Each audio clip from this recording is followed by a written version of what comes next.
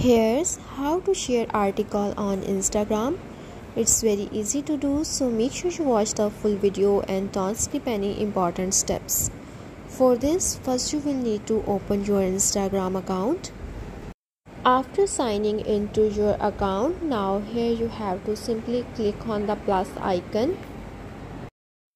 Now to make a post, you can go to your gallery and share your post. Or you can also create your story by clicking on the camera icon here. Then click on the sticker option at the top. Now you will be able to view the sticker of link. Click on it to add it onto your story. After that, here you have to post the URL of your article. By this way, you can redirect your Instagram audience to your website. After that, click on the done option. Now, as you can see, our link has been successfully shared. So that's how to share your article on Instagram.